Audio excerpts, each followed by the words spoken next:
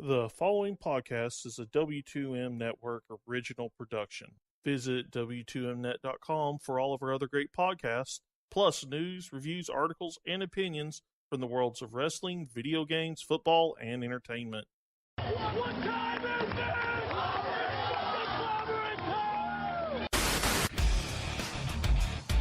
it? Ladies and gentlemen, the Undisputed Era has arrived. You have the 25 days of Christmas. Impact's going to have the 25 days of releases. I send it you to deletion! Yeah! It's hashtag Alpha versus Omega. Let's just say hashtag aroused. No, you're going to step in that ring, and you're going to be looking at me eye to eye, and you're going to realize you ain't got a chance. Thank God we don't have to talk about it anymore, because she got that cancer out of there. Sean stole my answer. I'm just glad we don't have to talk about this anymore. And that's not an insult. That is just a fact of life. This was a team effort. We get along professionally, and if I do say personally, I mean, she's kind of cute.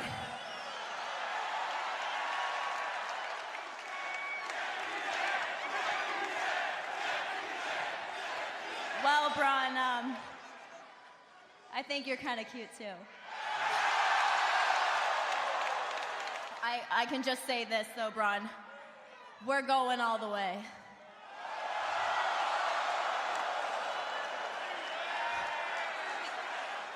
All the way to a victory in the Mixed Match Challenge.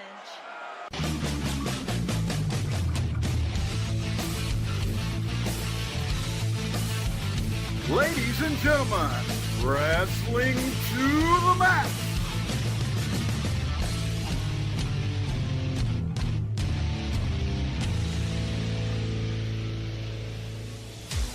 And your hosts, Gary Vaughan, Sean Garmer, and Paul Leazar.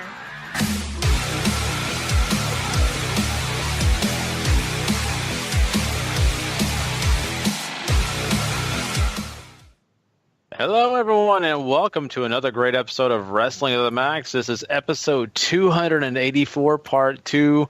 And, of course, I am your host, Gary Vaughan. Along with me is Mr. Sean Garmer.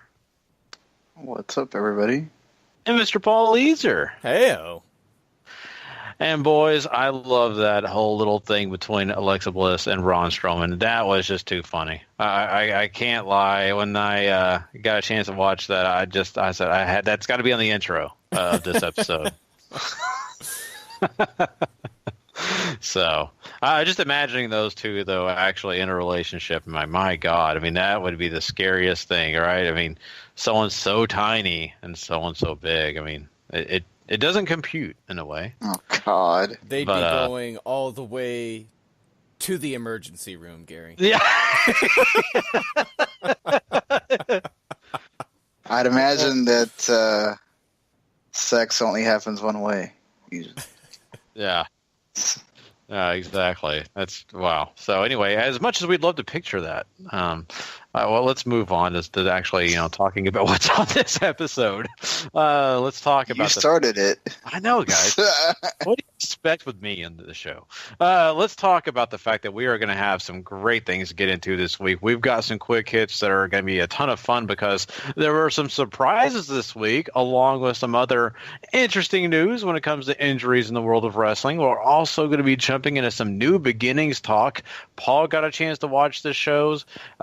Sean and I have not yet got a chance to watch the shows, but at least Paul has all the info for you. He's going to break it down, give you his opinions, everything he thinks about those shows, and that's going to be a lot of fun. Sean and him are going to kind of break that thing down. Also, we are going to be talking some Impact Wrestling later on in this show and crowning a Superstar of the Week along with Match of the Month and Superstar of the Month. So we've got a lot of things to get into. I am super excited about this show, like I am every week. And hey, if you want to come and listen to us every week, if this may be your first time listening or you've heard us just a couple of times, well, make sure you go check us out on W2Mnet.com. Please do that, because that's where you can find every single thing we do, along with all of our other friends and our other great podcasts on the Wrestling to the Max network, which is the W2M network.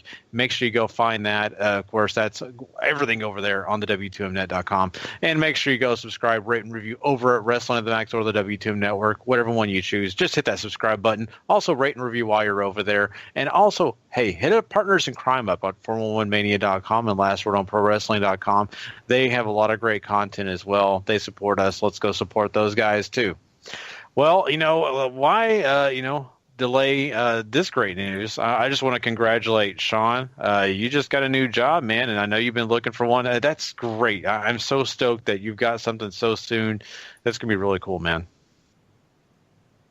Yeah, probably by the time I start, or at least start training, I'll have been unemployed only for 2 whole months, so that's pretty decent. Some people have to wait a lot longer than that. Mm-hmm. I still gotta, as long as for some reason they don't want to kill me for something that happened 7 years ago at this point, I should have it locked up, but I don't want to jinx myself at all. Still got to go for the background check, fingerprinting, and I do the piss test and all that tomorrow. So gotta wait for all the official stuff, but should be cool. Yeah. Well, if you need, someone to overnight you a piss test, Paul will be glad to do that for you. So super clean, never done drugs in my life. Yep. So I haven't either, but I just want to make sure it's really clean. So I don't want. You never know. I don't want to ask. Let's just move on. Bambino asked, but I won't get into that. I'll just say this, sometimes you eat poppy seeds and things, so it is what it is. That's true. That's true. But anyway, enough about. So Naya came in here, and Bambino had to let her know that he knew she was in here. He's like, "What's up?" And she's like, "Oh, recording going on." That's what my daughter always does. Anytime I'm on the laptop, she goes, "Daddy, are you recording?" I'm like, "Oh, no, I'm just on here working on something. You're cool. Don't worry." So, yeah. Anaya knows to come in quietly, but Bambino does not care at all. Yeah. So the dogs are usually very uncaring. They're usually pretty selfish. So, yeah. But it's going to be a great deal, man. I'm really stoked that you've got things in motion for a new job, Sean, and things are going well for you. And Paul, anything going on in your world? Anything cool you're going to be doing in the near future? No, I'm super boring, Gary. But thanks for the weekly reminder. Oh, boring. It's just it's see the thing is that Paul has a secret life he doesn't tell anyone about. It's just it's amazing. And I'll be honest with you, Sean. I mean, every time I get a text here now and again, I'm so jealous of Paul. He gets to go do all these great things, all these cool adventures. He got to go to San Antonio not long ago to go to some wrestling shows. He gets to go to the Stars games. As I sit here in front of my TV and get to watch maybe a quarter of it, So I'm just very jelly of Paul, but he has a secret life he doesn't tell us about. So we'll leave it at that, right? Hey, let him live his not having kids life and all that the way he wants. Because, when he gets like us and you have way less things you get to do, then it'll really become boring. So, yeah. So you're not as boring, Paul. It's just the fact that you haven't reached what we're doing. That's called being an old man. So not the old man part. I just don't have the kids to go along with it. Yeah. Well, that'll come in time. But enjoy it. Enjoy not having it. So, but anyway, guys, well, we're here to talk wrestling. So why don't we do it? Let's go ahead and jump into some of those great quick hits this week. It's time for wrestling news. Quick hits. Fire away, Gary. Well, let's start by talking about the thing that shocked the pants off me, and it almost did, literally. I was at work, and getting close to the end of my day, and then I get a text from Sean, and Sean blatantly says, "Guess what, guys? Jeremy Borash is now a part of the WWE. He signed on." That was the biggest news that surprised me of the week. I never really honestly thought that was going to happen. I really Never even considered it. I thought that guy would have been Impact for life. Well, nope, not now. And he is now working for the WWE. Of course, Impact has a delay on all their taping, so we'll be seeing Jeremy Borash for a little while longer, kind of like EC3 and Bobby Lashley, but probably not much longer. It's crazy to me, Sean. I never expected Jeremy Borash to be in WWE. No, I did not expect that either. It's insane to me that it feels like, man, how close are we to counting that final death of Impact now? Like, you got Jeremy Borash to leave. I mean, who's left at this point? Lashley's probably leaving. EC3's left. Paul's getting ready to get in those limo rides to NXT. And, freaking the guy that's been there forever leaves. I mean, just how cool is it for NXT to get a really experienced guy like that? And if he finally, I don't know what he's going to be doing. I guess he's backstage announcing or whatever, because the commentary booth's kind of full at the moment. But I guess if Percy Watson or Heavy, if Nigel gets sick again, he could fill in. Yeah, I think there's all that, and I mean, he's not only a great, on-screen announcer. I think as far as doing ring intros and all that, I don't know if I'm sold on him doing commentary, but this is a guy that has a lot of experience doing a whole bunch of other jobs, backstage as well, the stuff you don't get to see, show planning, all that great stuff. He did so much of that for Impact, too. It's just a really versatile hire for WWE and NXT. And, I mean, this is a guy who had been with Impact since day one. I was at the door. So, I mean, whatever they're doing with Canada, because they're seemingly half in, half out on that whole deal, I don't know. But, they're losing a lot of the big people, and now they're losing people who have a lot of tenure with the company, too. So, it's got to make you a little nervous, or maybe as nervous as you can get these days about Impact, even though they seemingly just won't die, much like Matt Hardy from 2004. Yeah, they really are the radioactive cockroach in this whole scenario.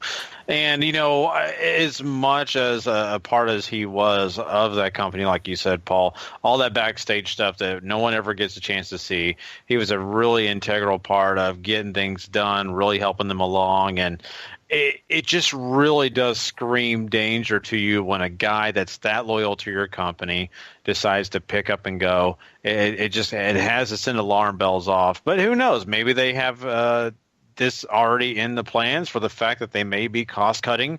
Jeremy Borash may be asking for more money, or maybe the salary that they're already giving him is kind of where they don't want to be. Maybe they want to get a little cheaper on that, so they allowed him to just take off. And there's many scenarios where we could sit here and debate on, how and why he left. But what you kind of alluded to earlier is the fact that this guy can do so many things backstage. I think that's a big part of this for WWE. But I think that another interesting fact of this is we know that he worked so integrally with the Hardys on the whole broken gimmick and, of course, all that stuff when they were doing all their tapings at the Hardy compound and all that, that it makes you wonder how much of an influence the Hardys had with WWE to get this done, to have him come over and maybe, include him in some of that creative that they're doing for right now, the Woken Matt Hardy gimmick. And when Jeff eventually joins in this whole game, it makes you wonder about that. So I think it's a great pickup for WWE for sure. I think they picked up a quality guy, but not only that, they take away a really quality guy from a promotion that's just trying to stay around. Who knows? I don't want to say that Impact is going to fail because they lost Jeremy Borash, but man, I'm sure it's a big hit. I mean, I think it's one they're probably going to feel for a long time too.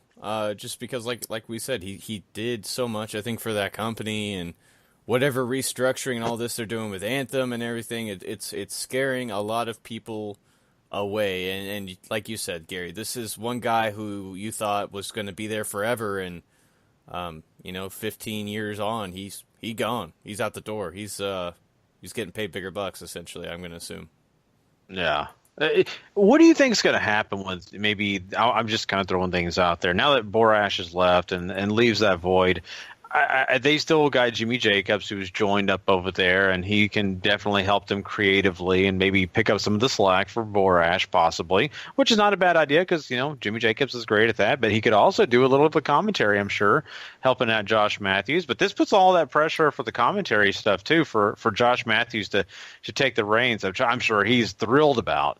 But I just, it also makes you wonder how well it's going to go off from that point of view as well. I mean, I don't know what you guys think about that.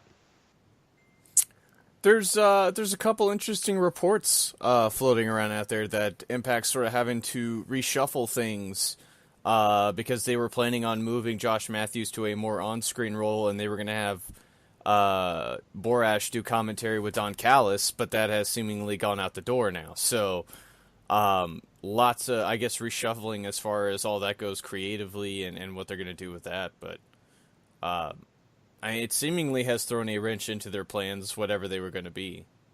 Mm-hmm. I can't say, though, I'll be honest with you, and Sean, you may agree with this from the fact that you've watched Impact over the years and you've kind of seen some of the decline and some of the things they've gone through. And I look at this and think to myself, really, for them to be something different, they've got to clean house. They've got to be new. They've got to bring in so many new faces that we don't recognize it. And I think without a choice, they're kind of getting that. And I hope for, in a way, this does end up helping them more than hurting them. I don't know that's the case, but just taking away even the voice of Impact Wrestling, to me, it's going to definitely feel like something brand new. Yeah, definitely. It started with taking away McTenay, and then you had Mr. West back for a little while, and he still does the shop whatever TNA thing at times. But I think for the most part, this kind of lets everybody know, all right, it's Josh Matthews and whoever else they get in there. And now it really feels like a different product than, you're not seeing as many of the old guys, if at all. It's pretty much brand new people, and it feels like a different promotion. And I think that's good for them in a way. But I also think you're hitting that bottom of the barrel, too, and people may just not care and just go, all right, all the people that I really cared about that were with this company left, and none of these new people are really grabbing me, or the people that have stayed around that I really cared about. So, other than the, Impact diehards, which I don't know how many other people besides Impact diehards watch this show still, may just get turned off completely. Mm-hmm.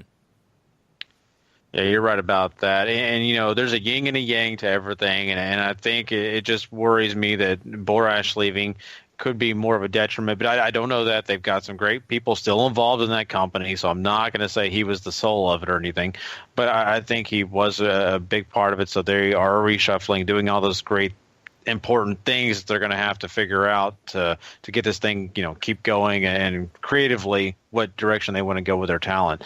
But it makes me think back, and from your point, Sean, it makes me really think back when I was a young guy, and of course, like I always talk on the show, I was a big WCW Nitro guy, always watching Nitro, tune into WWF Raw whenever I get a chance. And I remember going to a family member's house, one of my great uncles, and he said, hey, we're going to go do something. You want to watch something? And he turned wrestling on. And, I didn't even tell him I liked wrestling or anything. He just turned wrestling on. What was ECW? And I'm sitting there watching ECW, and I really didn't know anybody on ECW. This is, way back. So, I just kind of halfway paid attention. And I wasn't that interested because I didn't know anybody on ECW. And looking back at that now, I'm kind of embarrassed to even say that. But that's the truth. That's who I was back then. And I worry that about being the same thing we're going to get here now with Impact, because they are losing a lot of those names that we've seen with WWE, right?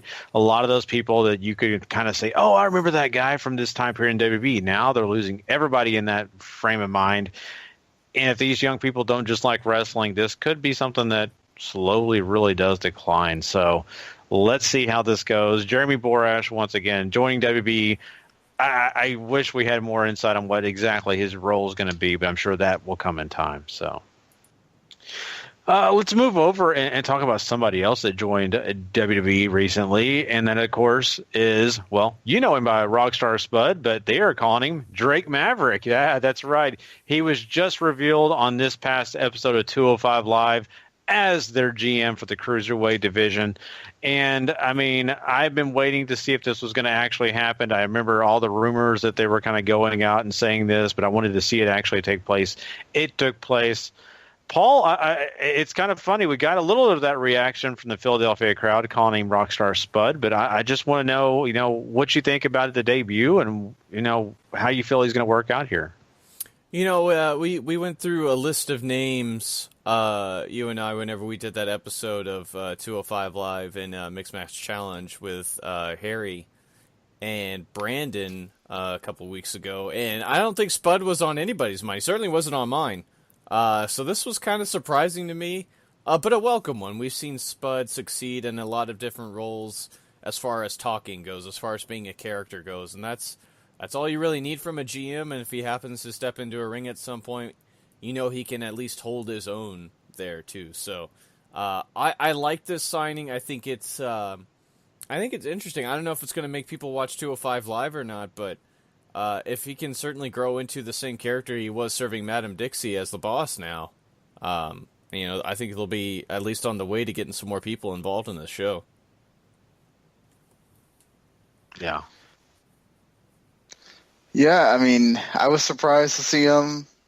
I wonder why they had to have Brian come out with him instead of having him have his own entrance and everything else. I guess maybe they were worried about people not knowing who he was, but they certainly knew. I mean, he got Spud chants and everything, so that's good for him. I'm glad he has a role that works for him because, he was an okay wrestler, but he was never anything like let's all go crazy about it. And I think this role fits him much better. He can talk, which is his, best role. I loved his pal EC3 giving him some props on Twitter as well about, hey, you never know who you're going to meet, when you go somewhere else. And that's just really cool that he's there. And who would have thought? Mm-hmm. Yeah, you're right. And, this is, going to be new to a lot of people, like you said. And then, people are really kind of looking at him like, okay, what's the big deal? But, for those fans that did watch Impact and really do kind of understand what he's about, they have a lot of hope for this guy and kind of are excited like me. I mean, personally, I think it's a great choice. He's got comedy. He's got seriousness about him. He's got a lot of different variations that he can go into, right? So that character is very well rounded, and I think it's going to work out great for the 205 Live brand in general. And not only that, it's just nice to see, a new face. It's kind of funny to think when, you mentioned this, Paul, that we all were going through a laundry list of different people that could be in. We were naming old legends, current people that are a part of the WB roster, just throwing out different names. But this was really never one because, well, it's a new face. And so this, edition, I think, is a good deal because I think it's going to change some things up. I think it's going to be a change of pace, and I don't think it's going to take long for people to fall in love with the Rockstar Spud or Drake Maverick. So, I mean, I don't know if you agree, but I just on this first episode, I felt like he fit in just fine. I don't think he felt uncomfortable at all in that role, and it looked good to me. So I was really happy with it. I enjoyed him. Like I said, he's very well spoken and all of that. So he's got to catch some attention though, right? Like he's got a very large uphill battle against him being on essentially a show that very few people care about. So that's going to take some work, and if he can ingratiate himself and become a great character, then that's just another boon for the show that they really could use. Yeah, they definitely do, need some of that for him, and I'm really hoping that he does find his way. Once again, I mean, 205 Live is something that we've kind of had a lot of struggle with because the ratings haven't really been there, and let's be honest, some of the content on there has not really been up to the par that we wanted it to be. But if they are heading in a new direction, and if it's anything like this past episode of 205 Live, I'm on board because I think this last episode of 205 Live, they knocked it out of the park completely. 2 big matches that really mattered. It felt like the Cruiserweight Classic all of a sudden started over again. And then you got a GM who comes in and is important to the show for the fact that he's planning things, he's ready to go. So let's just hope that it all works out that way, right? Let's hope, it goes the same way and they don't change things back to the way they were. Right. So. Enough about Drake Maverick. As much as we love talking about him, let's go ahead and talk about some other people here. Let's talk about the fact that it looks like WrestleMania 35 is heading back to MetLife Stadium. Yeah, that's right. It could be back up there and really a done deal, it looks like, for next year. I think, Sean, MetLife did fine. It was, very, great when it came to ambiance and all that. I don't have a problem with it, and I understand that they want the Northeast to have another big show. So how do you feel about it? I still think Philly would have been better, just because you haven't been to Philly in a long, long time for WrestleMania. So I just think that's, I get they want the big stadium, but Lincoln Financial Field just as big, and it's a place you haven't been to. I still don't know what Minnesota did to piss them off. That's a brand new stadium. It'd be beautiful to have WrestleMania in there, and you're going to a more Midwest part of the country. I get it. It's a round number. Perhaps it has something to do with the whole, going back to the older days of trying to have the round numbers in the New York area or something like that. But it's just, I don't know. I kind of would prefer them not going back to the same places every 5 years or so like that. Just try to go to newer places. I know it's about bidding, but Philadelphia bid as well. Detroit bid as well. Mm-hmm. I don't know. I don't care personally because, I'm not going over to New York for something like that, but I guess it's cool with the people that live there, like people that are from there or live close there, like Brandon or, another guy on our staff, Steven, that could actually go. But I don't know. I feel like Philadelphia, you could have a lot more people going. So they haven't done WrestleMania in Philadelphia since 15, and they did, obviously, MetLife Stadium back at WrestleMania 29. You do some math there. Something's not equaling out, to be fair. But, I think it really does matter now what you put together in a bid. I mean, this is the reason why they went back to New Orleans so soon, was not only because of what they were offering, but because they were going to make them a part of the celebration of the city and give them all this huge publicity and everything they were going to do that weekend and all this other stuff. So I definitely think it's how you bid now. Because, WrestleMania, we see it every year now. It brings tens of thousands of people to a city, and they're there to spend a lot of money because, you've already paid a lot. So I agree. I think I would have preferred one of the other two that were in the finalists, but it's New York. There's already, I think, an allure every time they're going to make a bid for WWE to be there. I'm not saying I like it, but I see where they're coming from. It makes sense, and you just got to wonder now what it's going to go in all these bidding packages going forward. That's that's going to keep these guys coming to these cities. Yeah, I think you're completely right about that because WB, when they first initially brought this up of the bidding, they wanted to be like the NFL. They wanted to be focused on, they want you to come to them instead of them coming and saying, okay, where can we rent? They want you to make the biggest sell. That way they can just walk in and they are open arms to whoever's, got the winning bid. So it's not a bad business plan. It's actually really intelligent, but you're right. And Sean, you bring up some good points there because, it really feels like the same, okay, here, let's go to the same place again. I would love to see Minnesota get it. I think that'd be great. I'm sure Jesse the Body Ventura has a reason why we're not going to be seeing WWE there. And there's some other places around the country. Well, Jesse has always got those controversies around him. He probably I'll sue you events or something. Anyway, so there's all these other places that we could go in the country. And my goodness, you could even stay in Texas and go to Houston, right? And go to some of those other places that have big stadiums. I just don't know when we're going to get a chance to see these other places win these bids. They're really going to invest a lot. I think Detroit really wants it. I think that their economy really needs it, and they would love to have them back. But it's just, can they offer as much as places like New Orleans? I just don't think they can right now. And that's what's a little scary about this whole thing. Really, how much can people offer, and how far is it really going to go? Are they going to have to name John Cena as mayor to get the WrestleMania there? I don't know.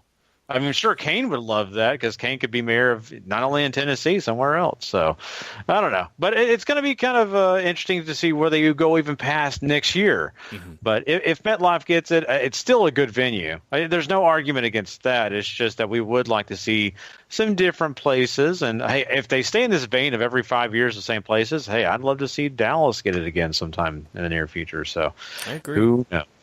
So. Let's talk about sadly, some injuries here in WWE. One is Jason Jordan. Now, we've been talking about Jason Jordan quite a bit here. We've been talking about that back injury. Well, we're getting a little bit more information, like always. Time passes and a little more gets leaked out here. Apparently, he's dealing with a neck injury as well. And the neck injury has really affected him. It's more about the neck than it really was the back. And the biggest reason why WB has had him limited and not really in the ring is because he's having problems with his grip, which is not a good thing, especially when you're an active wrestler or just in life in general. Mm-hmm. So they are trying their best to keep him safe, keep him protected, of course. And that's why this is going down, Paul. But this is a little bit alarming, because anytime you got a neck injury, you immediately think of who? Edge, Page, all these different wrestlers who've had neck injuries, and you just don't like to hear this stuff. Daniel Bryan, to an extent, too. Yeah, anything that's affecting your grip strength means you got some damage, usually to your spinal cord, and that is not good at all. So it's interesting to me. It's got to be either very minor or not permanent or something like that, to where they can still keep him on screen. And it might just be that the story they're so invested in telling with this guy right now is it's just something they really want to do, and just gonna hope that the injury will go away with time, and all the rest and all that will keep him from, I guess, exacerbating his condition or whatever. It's really interesting to me that if this is a very serious neck injury he's dealing with now, how he's still on screen. Yeah, I guess as long as he's not taking big bumps, he'll be okay. Or they want to just get through this storyline that they're doing, mm-hmm. and see if anything changes in the coming weeks. And if not, then he might have to go do surgery or something like that, which would then mess up what they're doing. But yeah, that's always scary. The grip strength thing is one of those first telltale signs you got something wrong. Mm-hmm. And hopefully it's not really severe, but usually it doesn't wind up being a good thing for you. Mm-hmm. Yeah, it's just, something that WB has to really consider as they go on, because there's so many of these superstars that they have in their roster that have injuries here and there, but when it comes to neck injuries, I just think that you have to be on their toes, really, kind of like head injuries, right? Because of all these big injuries we've had recently, they've got to be very, very careful, make sure they keep all their talent safe. And I think that's pretty much why you're getting what you're getting when it comes to seeing people off and taking time away. Even Seth Rollins himself is dealing with a back injury, and so that could be another reason why they're kind of changing those titles off them and maybe giving those guys a little bit more rest and taking them, to the side until other people kind of take up the slack and they get healthy. But we're seeing this on the main roster, in NXT. We got Oney Lorcan also dealing with some injuries, and so this is not fun to hear or talk about, but this is just what happens. This is a sport just like any other one, even though predetermined or not. These guys are really putting their bodies on the line every week, and the damage happens. Too true. It really sucks to see Oney Lorcan sideline too. Definitely one of our favorites on NXT there, Gary. I know. I was really loving that tag team that he was a part of there, and Tim and Danny Burch, right? Right? Danny Burch. Make sure I said that right. Yeah. I don't know. I always screw his name up.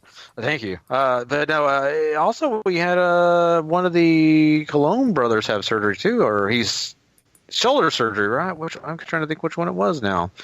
But anyway, one of them has it. So we just got a laundry list of people that are going through a lot of stuff right now. So let's hope that during this time, we're leading into WrestleMania, his body gets healthy. Let's hope these guys get back to their normal self. So let's talk about some other big things coming up too. Let's also mention that, with these injuries and all that, they also have to deal with some other things coming up here, like, Daniel Bryan announcing a top 10 list for SmackDown. So that's something else in the news for WWE.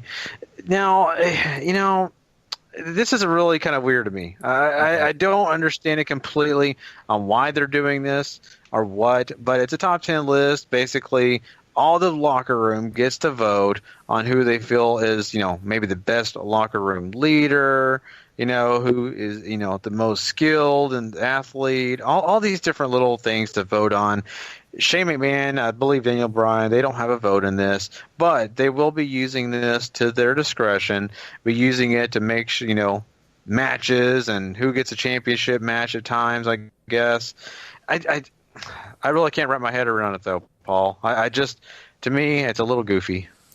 It's like college ranking, but in wrestling, right? And instead of sending it to coaches, you're sending it to your peers and all that. And I get what they're going for, right? They're trying to do something to make, I think, SmackDown stand out a little bit more and make it feel different.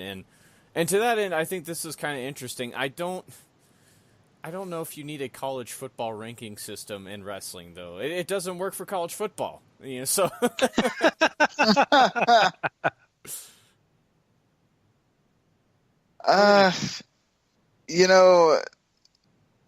Impact tried to do this before. We've had other companies try to do this. As long as they can make this credible and make it work, then I'm fine with always adding a little sports element to your wrestling. I think it makes it a little bit more realistic. I think if you can make fans care about it, I'm talking about the casual fans, then I think it means something.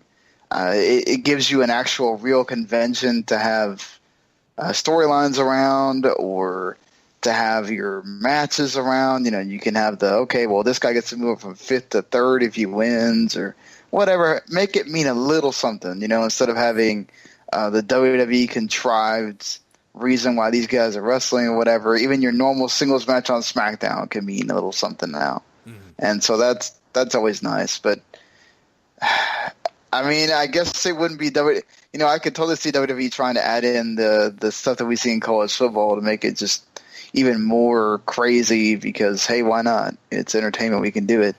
But I also just have a fear of them going way too far with it, and it being too crazy.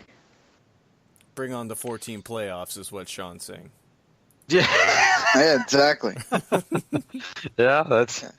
Oh man, this whole thing to me, it's just. I get it, and it's a way to kind of get people to look at this whole thing and to think, but still, this is all going to be fixed the way they want it. And I kind of look at it like, when we got that whole Cyber Sunday, Cyber Monday, all that stuff. It's how it didn't work, and it didn't work because people knew no matter what they voted, it didn't matter. They were going to fix it the way they wanted to fix it. And I kind of feel the same way with this. This is really not going to be these superstars getting a chance to pick who they want to pick. It's going to be about what they're going to book, and there you go. So I don't know how much I can get behind it. I'm going to give it a chance. I'm not going to say that I'm going to watch SmackDown every Tuesday and say, boring, I don't care about the top 10. I'm not going to do that. But I'm just saying, I'm very leery of it. So let's see how it works. Daniel Bryan sure acted like he was super excited about it. So let's see. But yeah, guys, that pretty much rounds out everything over there on our quick hits. We've got, of course, some big things I'm sure will come out this weekend, and we'll probably find out some more details on these injuries and probably some more stuff even about Jeremy Borash. Who knows? But we are going to move on from here, and we're about to jump into some New Japan beginnings. And like I said, Paul is going to kind of break this thing down with you guys. Sean will be kind of going down the card and letting him kind of give his opinions on things. But it's going to be really fun to hear these guys talk about it. Also, don't forget we'll be talking some Impact a little bit later. Now let's talk to Japan. King of Sport. New Japan Pro Wrestling. All right, Sean, let's do this. All right, so night one started with the Katsuya Kitamura series of matches he's been having, and he had looks like a pretty good one here with Mike Elgin. What did you think? This is what you were expecting, right? It's quick, it's 8 minutes, it's two guys just hitting each other as hard as they can, and that's really fun, right? I mean, Kitamura gets a lot in here, as he has across the series so far, even though this is only second match. He got a lot in the first one, but he's basically not winning these, so it's almost just a chance to see what you're getting before he leaves, to leave a stronger picture in your mind of what this guy's about, and Elgin works well with him, so that might be something that New Japan keeps in mind when he comes back around. Well, it's good that he got through this one, and I mean, who does Mike Elgin not work well with is, I think, sometimes the bigger question when it comes to New Japan, but good to see Kitamura just continuing to do well in these things, and I know this was one of the ones you were looking forward to, so yeah, going on in this series here, I don't know how much you want to talk about the undercard aside from that, but I will say the undercard on night one is actually pretty entertaining once you get past this 10-man tag that's up second. Everything else after that has got something to offer. The Never 6-man tag team titles, I don't know if you really want to talk about that. It's quick. It's a good win for the Bullet Club OGs. Basically dealing with a rather formidable team, and I love Hanari so much. I really do. I thought he was great in that match. Yeah, I mean, he's really embracing that New Zealander character that he's got going. So that's always great to see him continue to further that. And yeah, I mean, it's actually nice to see the title not switching hands all the time as well. So good for the Bullet Club OGs here. What about this? The Cody, Marty Scurll, and Hangman Page against Kota, Juice, and Finley. Still telling the story with Cody and Kota, I think, is the important part here too. Juice and Finley, let's just face it, they should be a tag team going forward. I think there's a lot of chemistry there. This pairing or trio, as far as Bullet Club goes, could play a lot into what we're going to talk about later as well. But interesting to note here that Cody goes over to commentary when they ask him what he thinks about Kenny Omega. It's God bless America and God bless Kenny Omega. So everything seems great in Bullet Club land on night one. Of course, they don't want to tip the hat here at all. And I mean, hey, Cody's still got to answer to the boss right now. So, moving on from that, of course, anytime you have Naito and Hiromu, it's usually a pretty good stuff. You got Naito and Hiromu against Yoshihashi and Will Ospreay. And it looks like it was a really good tag match here. I mean, I don't know how many times we really need to talk about this, but you have Chaos and LIJ and any combination on the opposite side of the rings from each other, you're going to have a great match. And then that's what you get here. Naito working well with Yoshihashi, ends up putting him away here. Ends up putting Ospreay away with the low blow and a cradle for the win here. Hiromu, I really wish he won the belt at Wrestle Kingdom, but you get a nice little story here with him and Ospreay, and I think they're going to have a great match going forward too, and you get nice peeks at that throughout this as well. Yeah, how about the prelude to the two of the bigger matches coming up on night 2? Kenny Omega and the Bucks against Jay White and Roppongi 3K. This is another great match. This is fun. I think this is everything you're sort of expecting it to be. There's a lot of flying, a lot of sort of mat work here too, and it's more, I think, about trying to make the Elite look as strong as possible, and it makes more sense going into what we're going to learn at the end of night 2. But seeing White and Roppongi 3K on the same side of the ring, once again is interesting, even though they didn't play off it as much as I really hoped they would have. Yeah, and then Jay White taking out Omega at the end too, just to make you think about the next night. Mm-hmm. Omega would make him pay during the match of the second one, where I can't tell you how many V-triggers he hit on him, but one of them I'm pretty sure he almost leaped out of the ring to try to hit White in the face with. So, and then the main event, these two know each other so well, and they delivered another fantastic match from everything here. Was it really that amazing? I find it really, one of the reasons, I'll say this, one of the reasons why I really like our partnership with 411 is Larry, because him and I usually go pretty hand in hand on what we think's happening in shows and stuff like that.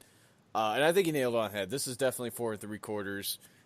Suzuki and Tanahashi, so great. This is so effective at making Suzuki look insanely lethal once again. Basically torturing Tanahashi until he finally, until he pushed him to the brink, and then Tanahashi would get a little bit in. Suzuki goes back to the torture method, and eventually Red Shoes has to throw it out because Tanahashi ain't quitting, and that leg is about to get broken off, and then Suzuki's going to beat Tanahashi to death with it. So better to give Suzuki the championship and save Tanahashi from basically dying.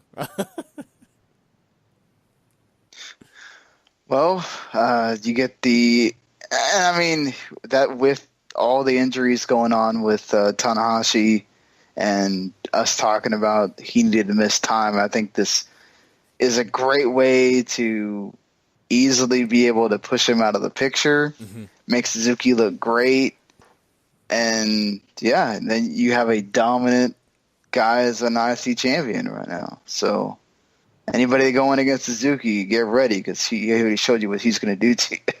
Yeah, I mean, if he's not going to kill you, he's got 2 tons of bullshit to come with him, too, in Suzuki Gun. So that is true as well. But that's going to do it for night 1. Obviously, that last match is the big standout, but what did you think as far as a rating for that show? This is a really fun show. Outside of the 10-man, which I would say is a little throwaway, everything else on here is either pretty good to gosh darn great. I'm going 8. It's such a fun show. If you watch either one of the New Beginning shows, make sure it's this one. The whole show is awesome. Well, there you go. Loving endorsement for night 1. And we move on to night 2 here, where Katsuya Kitamura gets to have his continuing series of matches, this time with Juice Robinson. You feel like it was on the scale of Elgin or better? Or? I think I like the Elgin encounter a little more, but I think they play the size differential pretty good in this. While Juice might be taller, Kitamura is built like a shit brick house, and he no-sells some of Juice's offense, which you kind of expect, and I appreciated. And this goes longer, too, which is also nice. So, Kitamura kind of slowly working his way up the New Japan food chain here, and manages to get a little bit of a weaker opponent and look a little bit more competitive before Juice finally puts him away with Pulp Friction. And, I mean, it's good, clean fun is what this is. Fun for everybody. Well, with Juice, everything is always fun, always bringing that energy. Mm-hmm. And another, good match for Kitamura here to continue to apply the trade. Anything you want to say about the undercard before getting into the bigger matches? It's duller. It's certainly duller than the first night, which is why I would recommend that. The six-man between Cody and Marty and Hangman Page teaming up once again to face off against a different incarnation of a Kota Ibushi-led team was great fun as well. Definitely, I think, a bit of a tide turner between everything. And, of course, Page picking up a strong win here is going to sort of tip their hand going towards some other things as well. But, I really like this. They're kind of pushing Page a little here. And, the Cody Kota stuff continues to sort of play off in the background. Yeah, certainly. Always good when you can push some of the lower guys. And Bullet Club, a lot of times it seems like you're paying attention to the same folks every now and then, especially since, Cody's come in and everything. So that's good for a guy like Page to get something out of this. Absolutely. And just now you get the two big matches here and two title changes. Mm-hmm. I felt like the Roppongi 3K one was coming, and it did. And then you get the biggest surprise, which is Jay White dethroning Kenny Omega. What a moment for the man. This, the Roppongi 3K Young Bucks match is absolutely incredible. You sort of get a lot of playoff of what you got at Wrestle Kingdom, but then they sort of evolve all of that and tell a great story throughout all of this as well.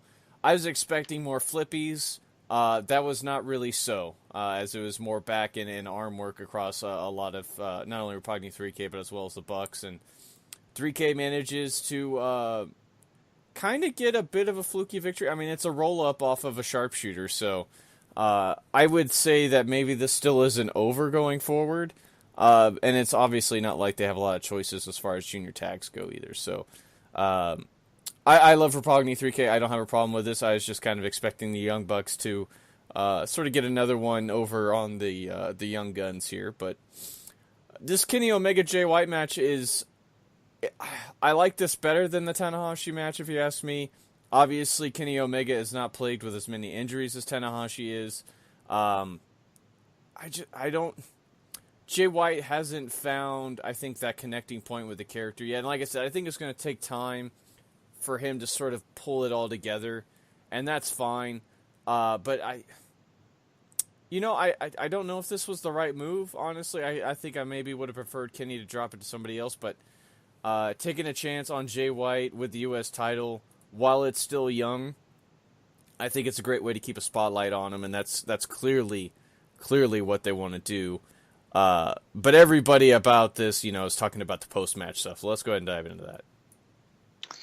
Yeah, certainly. And I think the post-match actually might make the whole thing work more because it bleeds into the Jay White saying that, he was going to be the one causing all this trouble between the Bullet Club. He was there to make them a problem, have issues. And he did that just by having this match go down the way it did. Adam Page shows up to sort of look like he was going to challenge Jay White, and then Cody shows up. Hey Omega, you lost, and then Marty and shows up. Cody and Kenny continue to argue as they have been, and Cody's like, "Look, you are not acting like a leader right now." Matt Jackson shows up. He tries to hold Kenny down. Kenny shoves him down. The Bucks leave. Marty wants Kenny and Cody to figure this crap out. And then, Omega and Cody get into it again, and Cody just lays Omega out with a nasty-looking crossroads. And then Marty and Paige show up. Marty doesn't know what the heck to do. Cody's getting a chair. And who do you know? The favorite old friend, Kota Ibushi, comes in and makes the frickin' save. Bullet Club is gone. Ibushi just wants to shake hands, and Kenny's like, no, we're too good for this. We got to give it that hug. We're bros. And everybody goes insane for this moment in the crowd, on the internet, all in unison at the same time. It's magical.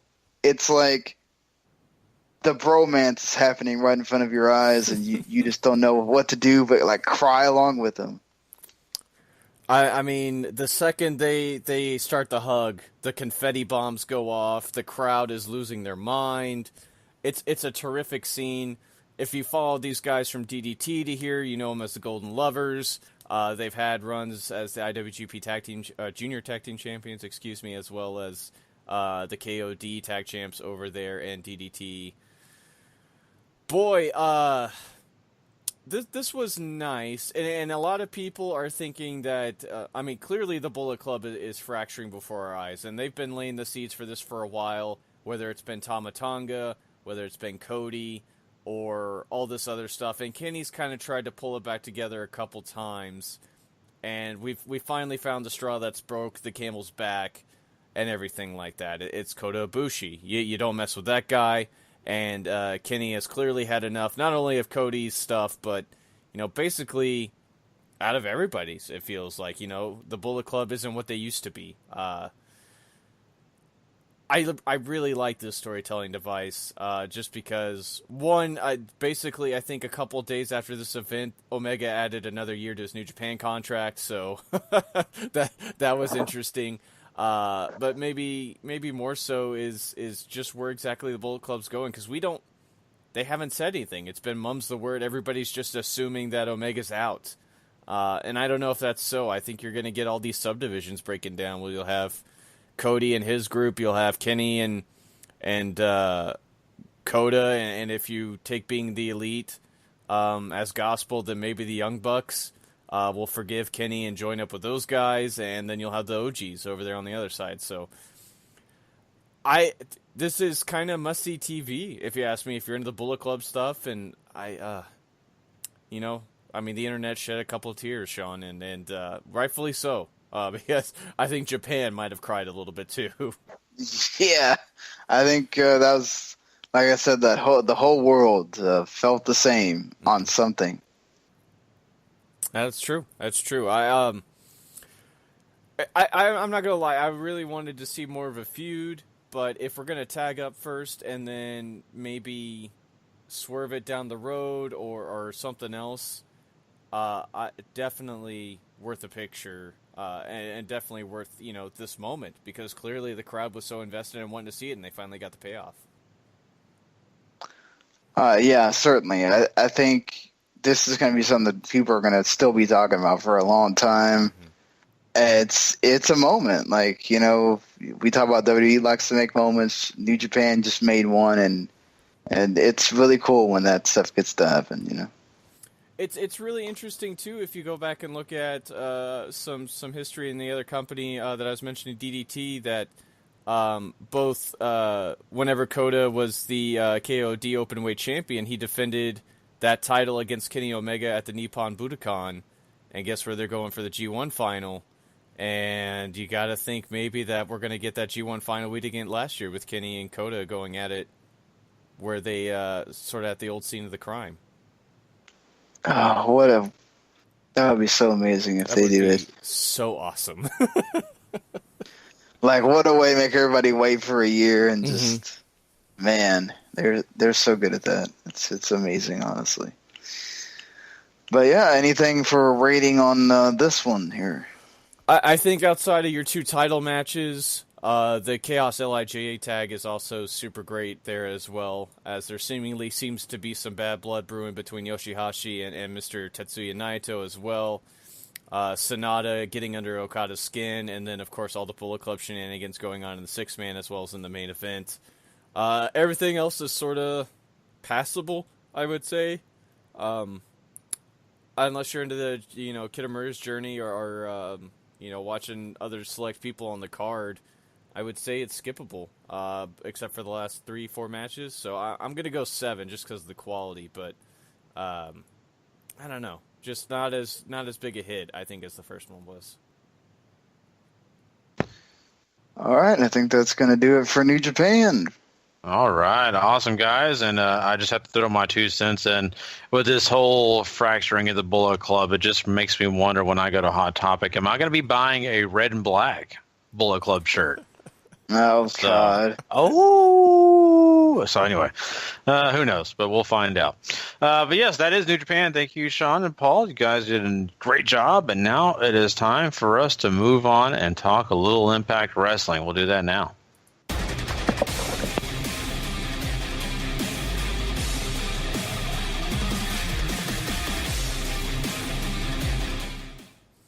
All right, so Impact opens with us seeing a mysterious figure arrive. Shock gasp! Who's it going to be, Gary?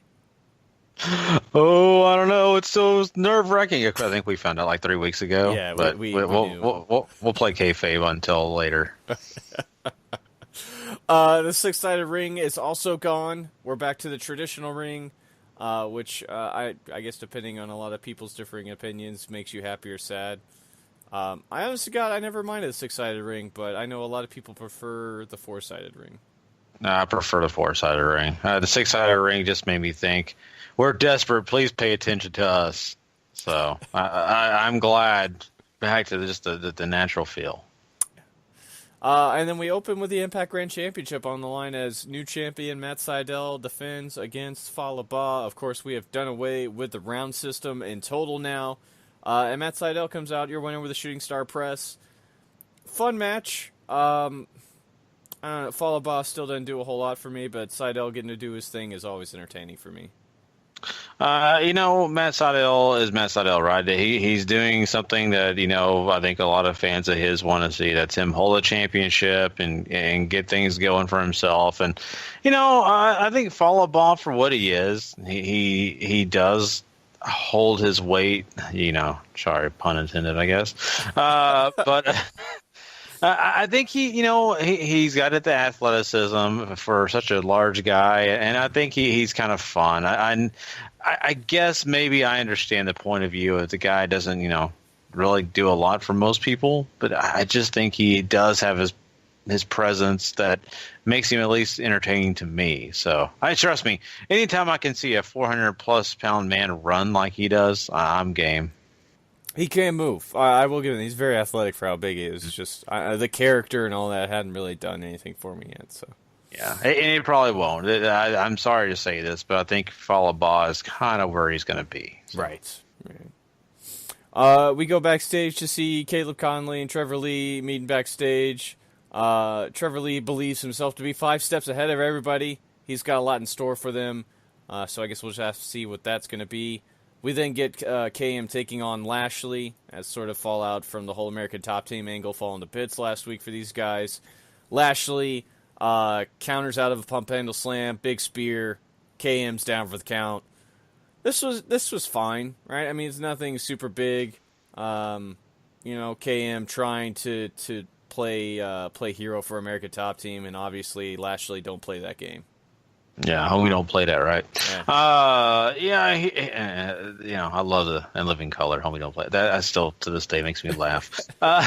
Sorry, but anyway, yes, this match is okay. Like you said, it's really just kind of playing off of last week, and I think KM getting time in the ring is good because he needs it, and just didn't feel like it mattered a whole lot, and. Mm-hmm.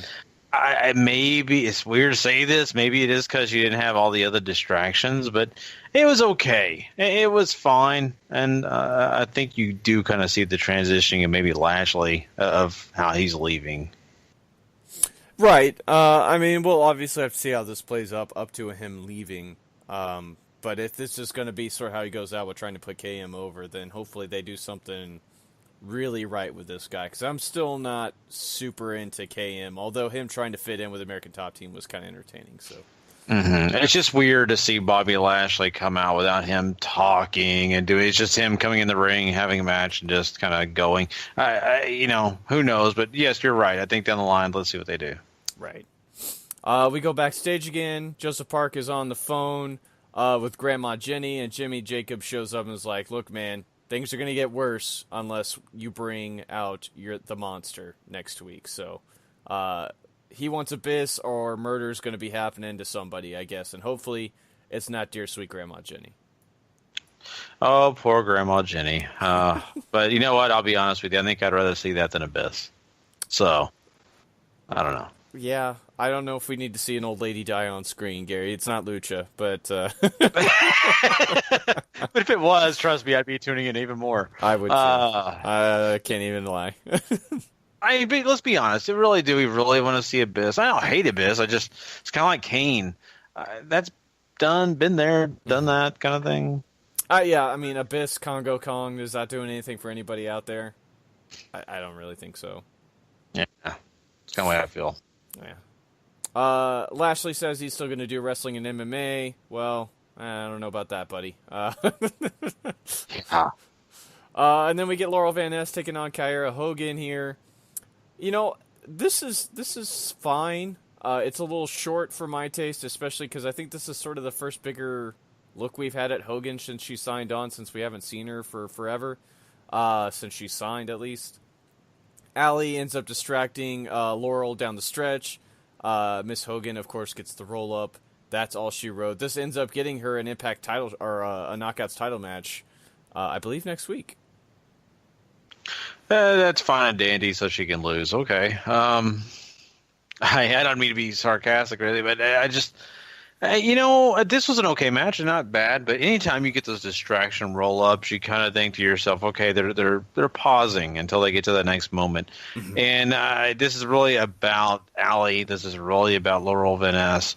So you just already have it written on the wall. Why would it make sense for Hogan to get the title? And not only that, she's not a big name. So I think it almost spoils it for you right there. But, I think it's interesting. And it's just, I guess, just a normal way of kind of getting heat on a feud. And that's what they're doing.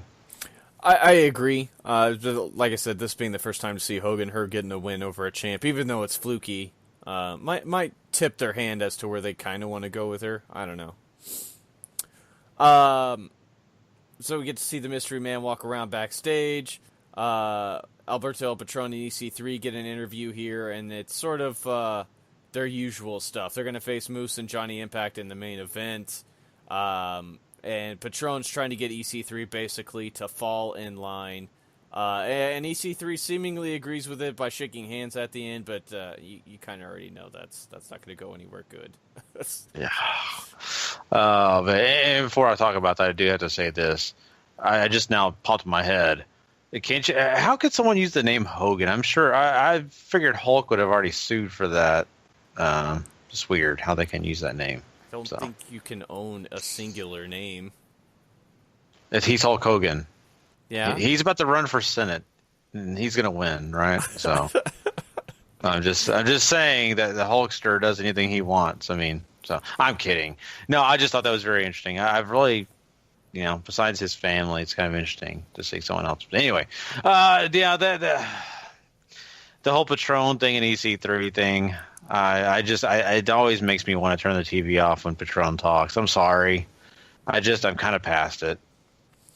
I don't know if I want to turn the TV off. I'm certainly less interested when he's on my TV screen and talking, at least. I have very, very little interest in anything they're doing with this guy going forward. So, the only reason I cared was because EC3's on screen. And even then, it's sort of been a little dialed back recently on Impact.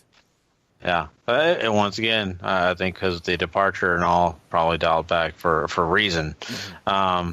But, I think, when you're talking Patron, I think they still want him to be a big deal and all that. But it also makes me wonder about his situation with Impact for the fact that we recently saw him blame everything on Paige. And that he really loved Triple H and the big nose man was sexy. So it was Paige who made him do all those bad comments and things towards Triple H. So I know, the jerk. But anyway, no, that's what makes me. I'm just saying, it's just so funny to see Patron sit here and do this, and you're just like, man, I just wish I could care. So, yeah. We cut back to ringside here. LAX is here to gloat about winning the tag titles. They kind of joke around about Sami Callihan getting a sex change operation because they embarrassed him so bad, but the doctor stopped halfway through. This is fine, right? You have OVE show up, everybody starts talking trash, and they kind of say, you know what, for now, we almost, if we keep going like this, somebody's going to die. So let's try to put this away, let's put it in the past, and take a break, and then we can come back and try to kill each other later, essentially. So OVE leaves.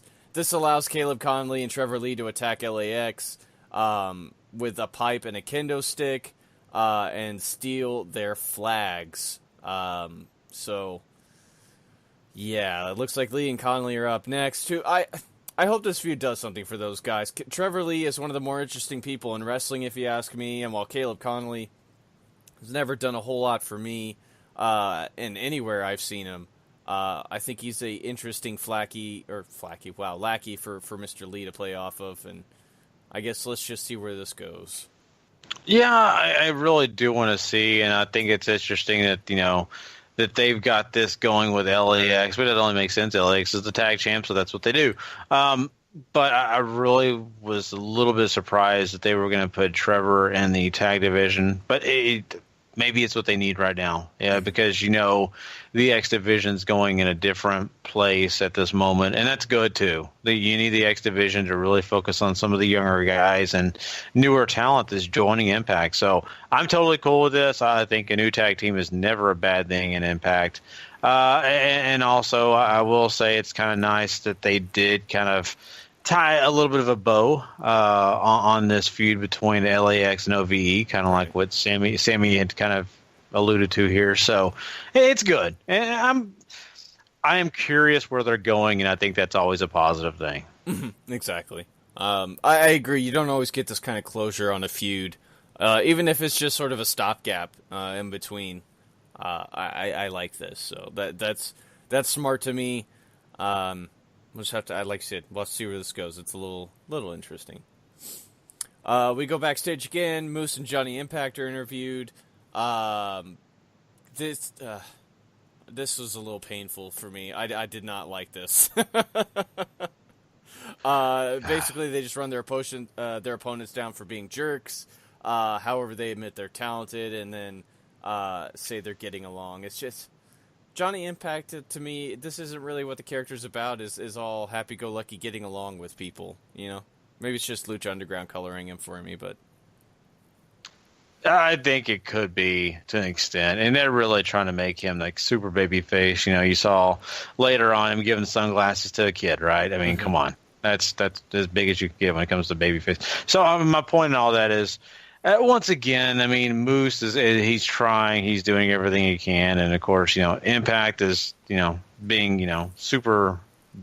Not Superman, but very Captain America-esque, if he can be that. It's a little silly. So I think both promos didn't really come off overly great to me. Mm-hmm. I agree. It's just kind of blah. We get to see Eli Drake and Chris Adonis talking about their celebration for this evening, and they have a special guest, which of course is the Mystery Man. However, nobody really seems to know anything about him. That's weird. And then we get a video package for Cage, which I'm super excited for. I will always take more Brian Cage on my television. He also had his daughter recently, too, so congrats to those two. And then we get the tag match. Alberto El Patron and EC3 teaming up to take on Moose and Johnny Impact. Almost 20 minutes here. This was good. You have Moose end up hitting a lariat on Alberto to end up getting the victory here. It's like I said, it's good. I don't know if it needed 20 minutes, but it's all right.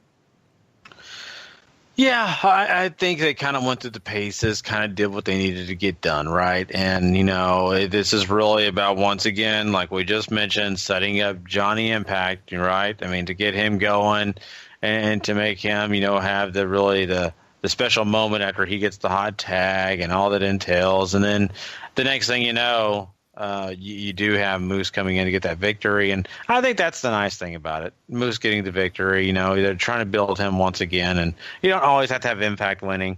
But I'm with you. Nothing super special. Mm-hmm. You're just nice moment for the babyface team. Yeah, and I mean, definitely need to capitalize on Moose beating Lashley, so I appreciate that too, because that should mean something. Yeah. We then come to our Facts of Life segment. Adonis is out here, celebrating first, and then he brings out Drake. Single-handedly beat Impact and Patron last week in the cage to, of course, stay champion and all that, and eliminate them for contention and all this other stuff. And then they start dropping hints about who the mystery man is. Oh, Eli, you're the greatest friend that's ever lived. All this other stuff, and you get some video packages here of Adonis being embarrassed on Thanksgiving and all this other stuff. And eventually, the mystery man shows up, and of course, it's Austin Aries, who says he's been out collecting championships. That Drake is saying he's the greatest man that ever lived, and he believes this to be false. All this other stuff. Eventually, he ends up getting Drake to create a title match on the spot. And this ends up going down in under a minute. Shotgun dropkick, brainbuster. All she wrote, Aries is your new Impact World Champion. I have no problem at all with Austin Aries being the Impact Champion. Mm-hmm. He's been there, he's done that, and him to come back and do it again, it's good because, Austin Aries is a good champion. He really is. He's great on the mic. He has a lot to offer. Excuse me. So I think that's not the problem here. The problem here to me is the sense in this and the way they do it. And the reason I say that is because you would have thought at this moment Austin Aries was the champion and you had Drake with a briefcase. Because think about how quick it went down. Adonis, I believe it was Adonis who attacked Aries. I can't remember. One of them attacked the Aries. Aries is down, and all of a sudden, hey, I want to have a match with this guy. Mm-hmm. And I'm going to pin him really quickly. Well, why do you need to do that? You're the champ. Like, why do you want to have a championship match with a guy just because he's laying on the ground? Makes no sense to me. So I really didn't like that too much. I get it. It's a nice moment. It's something to pop the fans. It's a great thing to put on the internet. I just personally was not in favor of that way of doing it. This is also somebody who Impact have been trying to build up into somebody. And at times, I don't think I'm the greatest example of a great Impact Wrestling fan, but, I think a lot of people got behind this guy. And to me, to suddenly just sort of throw him under the bus like this to Austin Aries, while it creates a feud, and you could maybe say that you didn't have anybody real credible left to challenge Eli, I don't know if I like shotgunning it so quickly to Aries. But, like you said, Aries, it doesn't read like somebody who you're bringing in straight from WWE, right? He came into Impact first. He's got a lot of history with the company. He's a former champion for them, as well as you mentioned already.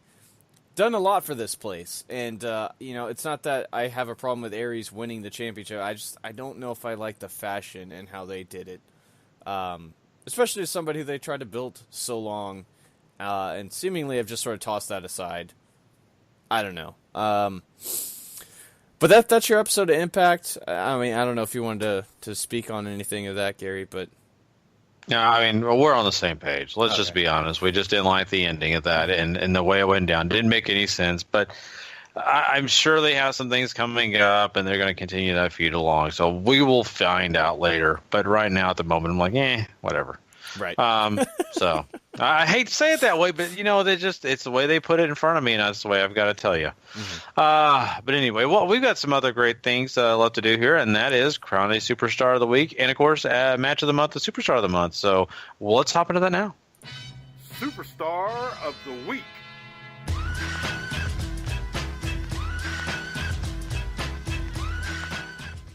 Go for it, Gary. All right, well, let's start this thing off, and let's really get down and dirty because we have some really good names here, and it's kind of crazy because I just want to let everybody know really quickly here. We had, of course, Takeover Philadelphia. We had Royal Rumble. We also had that New Beginning show. So this was a very difficult week for us. It really was because we had so many names on the list, so many people that were really, honestly, very valuable and could have been on this list, but we had to make a determination, so we did it. So here we go. So the first point is going to go to Jay White. Jay White beats Kenny Omega, Night 2, New Beginning in Sapporo, to become your second ever U.S. IWGP US champion.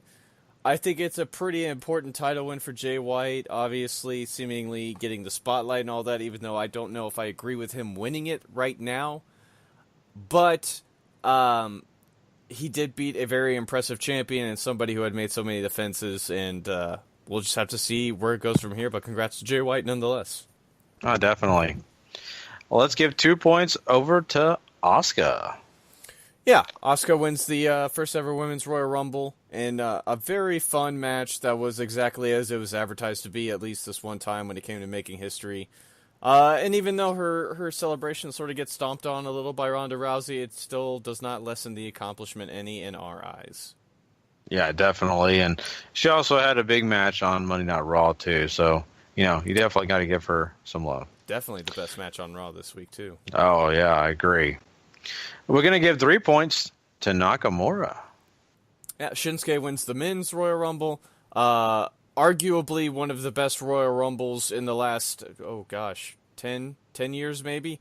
And certainly, I think one of the ones I've had the most fun with ever. Shinsuke already challenging AJ Styles too, which is great, and has a whole ton of people pumped going towards WrestleMania, as it should be. Their match at Wrestle Kingdom 10 was just absolutely phenomenal, pun intended. Yeah, definitely, and that's going to be so exciting. Can't wait. All right, well, we got 4 points heading over to Suzuki. Yeah, Suzuki captures the IWGP Intercontinental Championship by basically torturing Tanahashi so much that Red Shoes couldn't watch him suffer anymore. And that is definitely worth 4 points. Very, very true. Oh, man, it's amazing. So, yes, definitely go check that out if you, like I said, haven't checked that out yet. And we got to crown our Superstar of the Week, which 5 points will be going to Cien Almas. Yeah, I mean, I think the only thing that could top what Suzuki and Tanahashi did was what Almas and Gargano did at TakeOver Philadelphia. Almas wins the match, retains it, and it's just a spectacular match. Absolutely an early front runner for Match of the Year already. It seemingly happens a lot in January. So hats off to Almas. He absolutely deserves it. I can't forget that incredible Rumble run he had as well. For sure. And, of course, that means that, Paul almost gave it away right there. Match of the month is going to go to Gargano and Andrade Cien Almas. Those guys just hit it out of the park. You got Dave Meltzer giving it the 5 stars. Sean, you had talked, we were talking about this off air, but it's kind of crazy to think that Dave Meltzer has not given a 5-star rating to a WWE match in 7 years. That is nuts. And what an amazing match. I don't know, Sean, if you thought the same thing, but it was great. Yeah, it was a freaking great match. I mean, it was one of those that if it doesn't have you out of your seat, I don't know what you're watching or what kind of wrestling you like, but that was intense. It had everything. What a great story all the way through. And then just at the end, too, not even in the match, but the ending kind of just takes you all back to square one with Johnny and Ciampa. So, great stuff. Yeah, Candace selling the whole attack there, too, was wonderful as well. And, boy, I mean, I don't know what more we could say about Almas and Gargano. Me and Gary talked about some on the NXT review this week. We have our review that we talked about on this match as well. It's so, so good. If for some reason you have not watched this yet, do so. It's incredible. Yeah, and if you don't have the network, it's worth $10. Go spend the $9.99 and just watch the match, okay? Yeah, I mean, make up an email address and get a free month. I mean, yeah, there you go. Paul, you're not supposed to say that. No, so many other people do it. We're good. He allegedly said not to pay. Anyway, yeah, let's go ahead and crown our Superstar of the Month. And this one's a really fun one. Suzuki wins the Superstar of the Month. Suzuki's Intercontinental title win here sort of puts him over the top of everybody else with, I believe, 6 points for the month. Really, he was great at New Year Dash. He was great at Wrestle Kingdom. He was great at New Beginning and Sapporo Night 1. I mean, Suzuki's great. He won the Rev Pro tag titles with Zack Sabre Jr. as well, which is just might be the scariest tag team in existence. Jeez. Wow. Now that is a pretty scary tag team. Oof. How could you defeat them? That's the biggest question. I don't know. Don't let them touch you. Yeah. There you go. Just run. How much stamina do you have? Just wear them out by running around the ring. But yes, there you go, guys. So that is our Superstar of the Month, Match of the Month, and of course, Superstar of the Week. So there you go, and that's really, really cool. But yeah, that also rounds out our show. We've had a really, really great show. I'm really excited about everything we did today, and of course, everything we'll be doing next week. We'll have a lot of great shows in store for you guys. Of course, episodes 1 and 2 of Wrestling to the Max 285. We'll be bringing those to you Tuesday and Friday morning. Also, don't forget, we have all our great review shows that we'll be doing. Paul and I will be doing Monday Night Raw. You'll have Harry and Brandon run down SmackDown Live and 205 Live, and then you'll have Paul and I come back for NXT. So those great review shows are there for you. And all the other great wrestling content that is to offer at the W2M Network, go check it out at WTMNet.com. Just go on there. You can find all of our great podcasts. WTM Network has so many different wide array of opinions on wrestling. So please go check out all the podcasts. Of course, there's also a great MMA podcast, MMA to the Max. You have all your sports stuff on there as well with Football to the Max, Soccer to the Max. All that great content along with video games to the max, and the Ratledge Network is all with us too. The Ratledge guys do great on entertainment, and that's all brought to you through WTM, and of course the WTM Network. Make sure you go ahead and hit that subscribe button over at Wrestling to the Max or the WTM Network to get every single thing I just mentioned and a lot more. And hey, give our friends over at 411mania.com, the last one on ProWrestling.com, a chance too. Those guys have some great content as well. So please help our partners in crime like they help us. So, well, we are done. And of course, we thank you for joining us once again. Until next week, guys, if you are not living life to the max, not living life at all, you know it.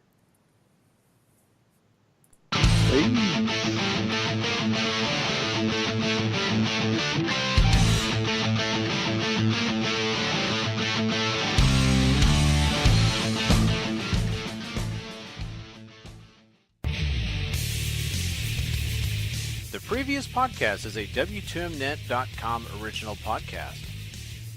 For more great content like this, go to W2Mnet.com for the worlds of wrestling, video games, entertainment, and sports.